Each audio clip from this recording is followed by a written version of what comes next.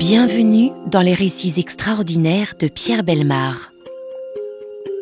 Un podcast issu des archives d'Europe 1. Pendant un an, de mai 1885 à mai 1886, les plus éminents psychiatres vont se presser au chevet de Madame Émilie Lombardi, internée à l'hôpital Saint-Antoine de Genève. Pendant un an, ces sommités de la médecine et de la psychiatrie vont tenter de répondre à une seule question. Madame Lombardi est-elle folle, oui ou non? Et plus précisément, était-elle folle dans la nuit du 1er au 2 mai 1885, où jouissait-elle, comme on dit, de toutes ses facultés mentales? Pour établir un diagnostic, psychiatres et médecins vont multiplier les interrogatoires et les examens de toutes sortes. On note les réflexes de Madame Lombardi. On mesure sa sensibilité à la température, ses réactions à la douleur. On prend les dimensions de son crâne. On examine attentivement ses pupilles. On ira même jusqu'à faire des recherches sur son hérédité. Une minutieuse enquête du docteur Koss, professeur de médecine légale à l'université, portera sur 212 personnes ascendant direct de la famille de Madame Lombardi. Des commissions d'experts sont nommées, des mémoires contradictoires paraissent, on en comptera 8 en tout. Mais les psychiatres n'arriveront pas à se mettre d'accord. Du fond de son lit, Madame Lombardi remarque à peine toute cette attention dont elle est l'objet. Elle répond aux questions.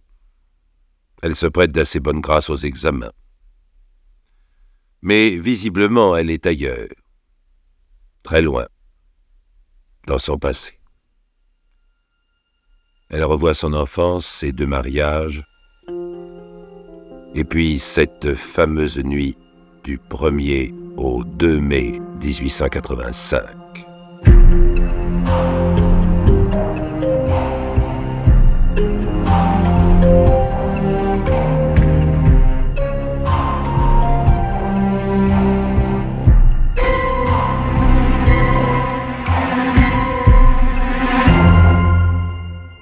Les premiers souvenirs qui se pressent dans la mémoire de Madame Lombardi, alors qu'elle est allongée sur son lit d'hôpital, sont des souvenirs d'enfance, une enfance difficile. Elle a 7 ans à la mort de sa mère. Je vois encore cette affreuse journée. Je vois mon père, mes grands-mères, toutes ces femmes désespérées. Triste souvenir. Je ne me souviens d'aucune caresse maternelle, encore moins de caresse paternelle, car mon père a fait ce que font tous les hommes seuls. Il s'est mis à fréquenter la bouteille. À 7 ans déjà, on comprend que l'on est abandonné. Émilie, la future Madame Lombardi, est élevée par sa grand-mère. Les fils de celle-ci la maltraitent. Alors elle vient travailler à Genève, où elle passe son adolescence. Elle trouve une place chez un oncle qui la paie peu, mais la bat souvent. Elle s'en va. Elle trouve d'autres places, travaille comme domestique. Elle a à peine 20 ans quand elle fait la connaissance de Balédier, son premier mari. Il est beaucoup plus âgé qu'elle. Veuf, il a déjà 2 enfants. C'est un mariage de raison. Elle l'épouse parce que de tous les hommes qu'elle a connus, c'est le seul qui ne la bat pas. En plus, il est sobre. Ce sera une vie à 2, sans drame, mais sans passion. En 1875, Balédier meurt, Émilie se retrouve seule, elle a 22 ans. Un an plus tard, en 1876, elle fait la connaissance de Joseph Lombardi. Et là, c'est le coup de foudre. Il est grand, énergique, bien de sa personne, c'est un tailleur, il a un magasin dans le vieux Genève, rue de Coutances, et le mariage est célébré le 27 janvier 1877. Un long voyage de noces à Paris, une lune de miel sans nuages. Pour la première fois de sa vie, Émilie est heureuse. En mars, elle s'aperçoit qu'elle est enceinte. Son bonheur ne connaît plus de bornes, d'autant qu'elle croit lire dans les yeux de son époux une joie égale à la sienne qui l'aide à supporter les nombreuses petites souffrances de la grossesse. Mais cette entente idyllique entre les 2 époux ne va pas durer très longtemps. Oh, ce sont d'abord des petits incidents, des disputes banales qui émaillent le quotidien. Mais tout cela dégénère, car la véritable nature de Joseph Lombardi se révèle au fil des semaines. C'est un violent, un brutal. Pour un rien, il frappe, surtout quand il a bu. Et c'est qu'il boit beaucoup, le Lombardi. Alors, pour un rien, les soufflets, les gifles, les coups s'abattent sur la pauvre Émilie. De plus, la mère de Lombardi, la belle-mère donc d'Émilie, suit de très très près les affaires du ménage. Et elle prend en toutes circonstances le parti de son fils, bien sûr. Elle a difficilement accepté ce mariage avec une fille du peuple qui n'apportait pas un centime dans sa dot. Alors maintenant que le mariage est fait, elle se venge. Elle jette de l'huile sur le feu. Elle excite encore davantage la colère de son fils. Le 11 janvier 1878, Madame Lombardi met au monde un fils. Le souhait de toute la famille.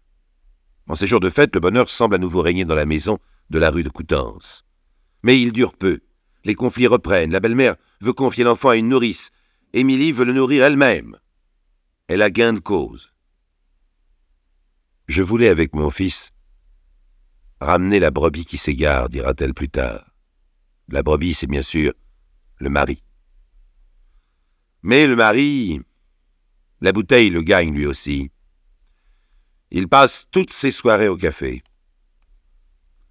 Mon Dieu, patience, tout cela va changer, se dit Madame Lombardi. En août 1878, elle est de nouveau enceinte. Nouvelle dispute avec la belle-mère qui vient lui faire des remontrances. Enfin, c'est stupide. Vous allez vous ruiner la santé et vous ruiner tout court. La jeune femme répond, quand j'en aurai fait 10 comme vous, je m'arrêterai. Le mari, furieux de cette réponse, lui fait une scène, la gifle. Le 12 avril, c'est le samedi de Pâques. Nouvelle scène, nouvelle violence. Il lui donne des coups de pied dans le dos et dans le ventre. Elle souffre quelques heures, comme pour mettre un enfant au monde, dit-elle. Le 23 avril, elle donne naissance à un fils. Les scènes de brutalité continuent. On dit que l'amour est aveugle, écrira plus tard Madame Lombardi. Il y avait devant mes yeux un voile qui m'empêchait de voir que cet homme était une bête féroce. Non, je ne voyais rien. Mais peu à peu, les yeux de Madame Lombardi vont s'ouvrir. Et, malheureusement, les occasions ne vont pas manquer. En septembre de la même année, elle trouve, en fouillant dans un tiroir, un acte de vente signé par son mari. Il concerne le magasin qui appartient aux parents de Lombardi et que les jeunes époux ont décidé de racheter. Elle s'aperçoit avec stupeur que le prix de vente est supérieur de 15 000 francs suisses à la somme convenue et que son mari a signé sans même lui en parler. Je ne voulais pas lui faire le soir même des observations, mais je me sentais des frissons dans tout le corps. Le lendemain, elle tombe malade. Elle se plaint à sa belle-mère. « Vous profitez de votre position pour influencer mon mari et pour nous soutirer de l'argent, avouez-le. » Le mari entre dans la chambre. Il revient du café un peu éméché. Sa mère. « Dis donc, tu donnes tes clés à ta femme quand tu t'en vas, bougon d'imbécile. Alors c'est comme ça que tu te laisses mener. Elle a osé me faire une scène, ta petite femme. » Elle en dit tant et tant que le mari s'approche d'Émilie avec à la main ces immenses ciseaux de tailleur. « Je vais t'ouvrir le ventre. »« Mais oui, vas-y, elle le mérite !» hurle la belle-mère. J'avais mon petit que je nourrissais sur mes genoux. Quand je l'ai vu approcher avec ses ciseaux, j'ai été prise de frissons. J'ai posé mon petit par terre, j'ai pris mon banc que j'avais sous les pieds et je l'ai lancé à la figure de mon mari.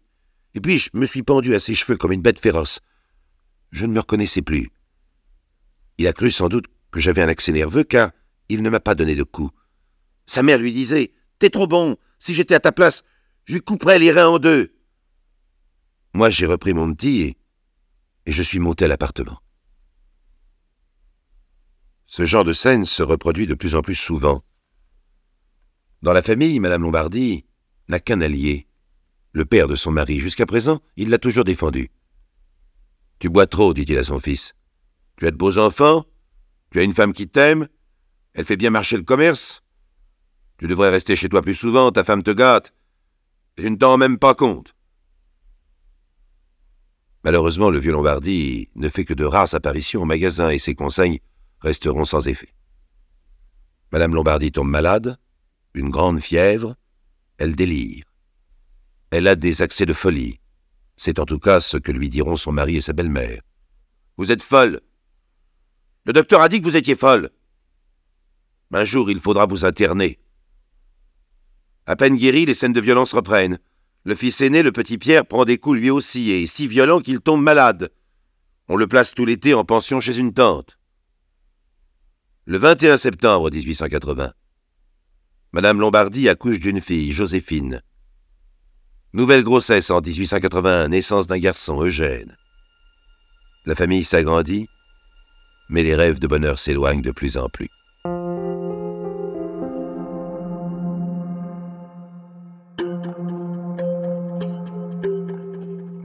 Le 10 avril 1882, un certain Dimier est jugé et condamné à Genève. Il avait tué sa femme d'un coup de revolver. Les journaux parlent abondamment de l'affaire. Quelques jours plus tard, Joseph Lombardy rentre chez lui, furieux comme d'habitude. Il appelle sa femme. Devant elle, il verse un cornet de munitions dans un revolver qu'il fait tourner dans ses mains. « Regarde, tu vois ? Je le charge. C'est pour faire le Dimier. » La pauvre Madame Lombardy est paralysée d'épouvante. Je ne savais que faire. J'étais en train de donner le sein à mon petit Eugène. Je me suis senti des frissons des cheveux jusqu'au-dessous des pieds. J'étais blotti sur ma chaise comme une hébétée. Il s'avança. J'allais, je crois, m'évanouir. Les scènes de revolver, comme on les appellera, durent plusieurs jours, pendant lesquels Madame Lombardy, plus morte que vive, n'ose plus venir coucher à la maison. Une voisine intervient. Lombardy promet qu'il ne tuera pas sa femme. Mais les menaces, les injures et les coups continuent. J'ai à peine le temps de descendre l'escalier, mon petit Eugène dans les bras, qu'il me place le revolver sous le menton. Ah, les ciseaux ne t'épouvantent pas, les coups ne te font rien. Eh bien au moins il faut ça pour te faire marcher ou crever. En 1883, Lombardy parle de divorcer. Elle lui répond qu'elle y est disposée quand il le voudra. Mais attention, je suis la mère, et je veux les 4 enfants. Alors on en reste là. En mars 1884, elle découvre que son mari entretient une maîtresse. Il lui écrit des lettres en cachette. Au mois de juin, comme chaque année, il y a un bal sur la place Grenu. Émilie veut danser. Son mari la chasse à la maison. Elle redescend bien vite, et elle le voit danser avec Adèle B., sa maîtresse. Quelques jours plus tard, à bout de nerfs, épuisée, découragée, elle se rend chez son beau-père pour lui demander aide et protection. Et c'est un échec. C'est pire qu'un échec. Car le vieux Lombardy ne l'écoute pas. Sans qu'on sache pourquoi, il a pris le parti de son fils. Et il bat Émilie lui aussi. C'est plus que la jeune femme n'en peut supporter. Quelques jours après, elle fait une fausse couche, dans d'affreuses souffrances. Je n'ai jamais su avec quoi il avait pu me battre, car j'avais été battu pendant toutes mes grossesses. Mais ça ne m'avait jamais mise dans un état pareil. Pendant que sa femme est au lit, malade, le mari néglige son commerce. Il ne pense qu'à courir au rendez-vous que lui donne sa maîtresse. Dans le magasin, les traites s'accumulent et ne se paient pas. On ne trouve le patron nulle part quand il y a un client à servir. C'est encore Madame Lombardy qui doit se lever et s'occuper des clients, ce qui provoque une hémorragie 8 jours après sa fausse couche. Le médecin l'envoie à la campagne pour se remettre. Elle revient au mois d'août. Elle va immédiatement chez sa rivale et se fait rendre les cadeaux et les lettres que Lombardy lui avait envoyés. Quand elle rentre chez elle, elle trouve son mari effondré, qui pleure à chaudes larmes. Pardonne-moi, je t'en supplie. C'est elle qui est une coquine. Mais les jours suivants, Madame Lombardy s'aperçoit que les lettres et les rendez-vous continuent. Le 27 janvier, c'est l'anniversaire de leur mariage. Le soir, il lit son journal. Elle lui demande en plaisantant ce qu'il va lui offrir. Elle essaie de l'embrasser. Lombardy la repousse et sèchement « Oh, il y en a d'autres qui se sont mariés depuis nous. » D'autres. Lombardy pense sûrement au mariage d'Adèle B., sa maîtresse. Ce mariage le rend encore plus violent. Il ne se contente plus de battre le petit Pierre, ni de l'insulter quand il revient de l'école en le traitant de bon à rien. Maintenant, il bat indistinctement sa femme et ses 4 enfants. En face de ces persécutions quotidiennes, Madame Lombardy va de plus en plus mal. Elle souffre d'atroces migraines. Une douleur si violente qu'elle ne peut plus porter de chapeau, avec parfois la sensation d'une boule qui la serre au cou et qui l'étouffe. Mais quand elle se plaint, il la traite de folle et menace de la faire interner. Et dans cette famille qui va à la dérive, le chagrin, la mélancolie de Madame Lombardi gagnent du terrain jour après jour. Elle dit « J'ai commencé à prendre du noir avec une telle rapidité. C'était comme une brûlure sur laquelle on verse du vinaigre et du sel. » Depuis le mois de février, nous sommes en 1885, Madame Lombardi ne travaille pratiquement plus. Moi qui gagnais auparavant 70 francs par mois, en cousant pour le magasin, je ne peux plus toucher une aiguille. Je parviens à peine en me forçant à recoudre par-ci par-là un bouton aux habits de mes enfants. Chaque fois que je suis seul, un moment, je pleure. J'ai de l'ennui, un noir affreux. Je ne peux plus tenir en place. Je sors souvent sur le trottoir. Je me promène sans but devant le magasin. On a dû le remarquer. La nuit, je fais des cauchemars. Je rêve que je suis morte. Ces idées de mort, elles reviennent de plus en plus souvent, le jour aussi, après chaque scène de violence. Comme tous les matins, j'essuyais l'extérieur et l'intérieur du magasin dans des réflexions impossibles. La mort. À tout prix, la mort. Je pris une caisse pour l'épousseter. Et puis, derrière cette caisse, je vis une corde. J'attire cette corde à moi. Ah, voilà le bonheur pour ton mari. Tu l'embarrasses. Les enfants embarrassent parce qu'ils coûtent trop cher. Alors ce soir, tu vas sur Saint-Jean. Tu les attaches tous les quatre, avec toi au milieu. Tu t'enfonces dans le Rhône comme une vraie reine d'abeilles avec son rucher. À ce moment-là, les enfants descendirent l'escalier. Je les serrai contre moi. J'avais honte de ce que je venais de me dire.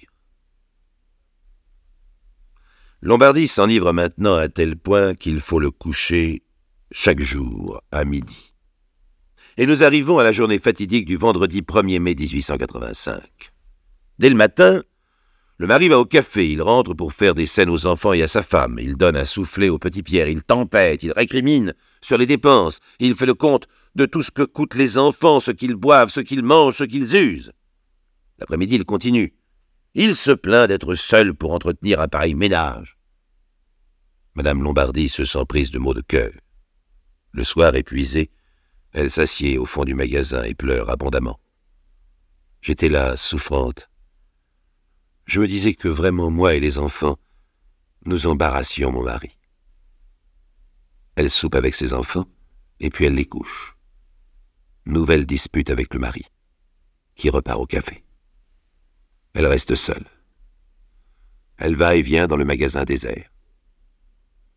J'ai pensé à ce moment-là que mieux valait mourir que de continuer à embarrasser mon mari.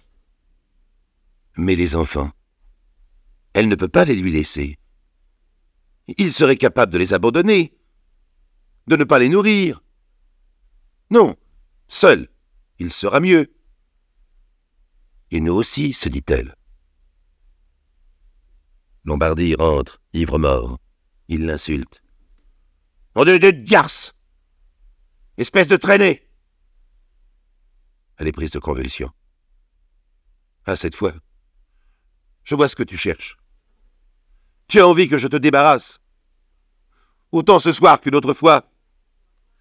Tu coucheras seul, tu vivras seul. Et demain matin, tu seras débarrassé au complet. Vous avez profité de ma peau, mais vous n'en profiterez plus.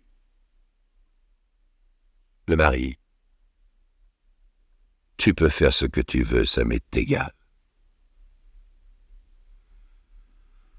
Il y a dans la cuisine des lilas que les enfants ont cueillis le jour même au cours d'une promenade. Madame Lombardi prend les fleurs, elle monte dans leur chambre. Elle dépose un bouquet sur chacun des petits lits. Et puis, Elle accomplit la promesse qu'elle vient de faire. Elle court prendre un rasoir et elle égorge successivement chacun de ses 4 enfants en leur demandant pardon. 3 mourront. Un seul, le cadet, survivra à ses blessures. Madame Lombardy lâche le rasoir. Elle tient à la main une bouteille de collyre qu'elle a trouvée dans l'armoire à pharmacie. Sur l'étiquette, il y a marqué « Poison » en grosses lettres. C'est la fin qu'elle s'est choisie. Elle l'avale d'un trait et elle tombe dans le coma. 1 heure plus tard, le mari pénètre dans la chambre. Il est suffisamment lucide pour s'apercevoir de la situation et courir prévenir la police et les médecins. On parviendra à ranimer Madame Lombardy, mais c'est en pleine crise de délire qu'elle sera transportée à l'hôpital Saint-Antoine. Dans cet hôpital, elle restera 1 année en attendant son procès. Elle retrouve assez vite sa lucidité. On lui apprend qu'un seul de ses enfants a survécu à ses blessures. Elle regrette qu'il ne soit pas mort, comme elle regrette d'être elle-même toujours vivante. Que peut-elle espérer maintenant pour elle et son enfant? Elle est jugée en juin 1886. Pendant le procès, elle garde une attitude calme et indifférente. Jamais elle ne trahit la moindre émotion. La plupart des témoins confirment les misères qu'elle a subies. L'apparition de son mari à la barre, défaillant et bêté, abruti par l'alcoolisme, produit une impression pénible sur le public. Comme je vous l'ai dit au début de ce dossier, les médecins et les psychiatres ne sont pas parvenus à se mettre d'accord sur le cas de Madame Lombardy. Les uns, et ce sont les plus nombreux, estiment qu'elle a commis son crime sous l'influence d'un état mental pathologique qui lui a enlevé son libre arbitre. En d'autres mots, elle était folle, donc irresponsable. D'autres experts, une minorité cependant, prétendent qu'elle jouit de l'intégralité de ses facultés intellectuelles, donc qu'elle est responsable. Le tribunal penchera pour la première hypothèse, le jury admettra l'irresponsabilité de l'accusé, celle-ci sera acquittée, mais immédiatement internée dès la fin du procès dans un hôpital psychiatrique. Oui, c'est finalement à l'asile que les persécutions de son mari et de sa famille devaient conduire Madame Lombardy. Rappelez-vous, il l'avait menacée de la faire interner comme folle quelques années auparavant. Leur prédiction se trouvait réalisée.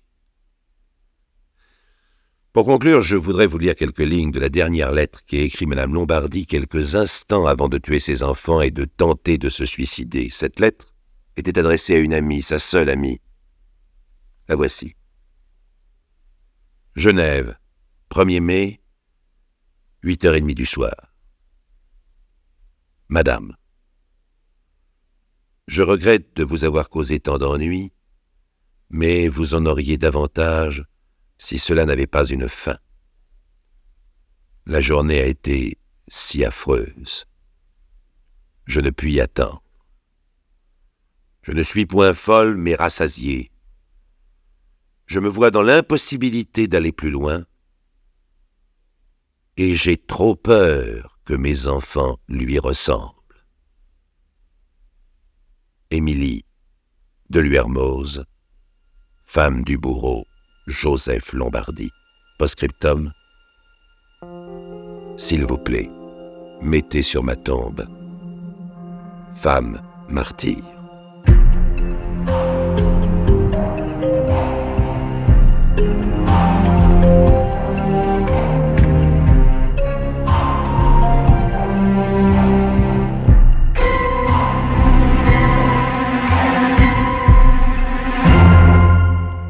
Vous venez d'écouter Les récits extraordinaires de Pierre Bellemare, un podcast issu des archives d'Europe 1 et produit par Europe 1 Studio. Réalisation et composition musicale, Julien Tarot. Production, Sébastien Guyot. Direction artistique, Xavier Joly.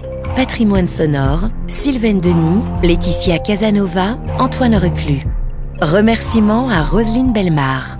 Les récits extraordinaires sont disponibles sur le site et l'appli Europe 1. Écoutez aussi le prochain épisode en vous abonnant gratuitement sur votre plateforme d'écoute préférée.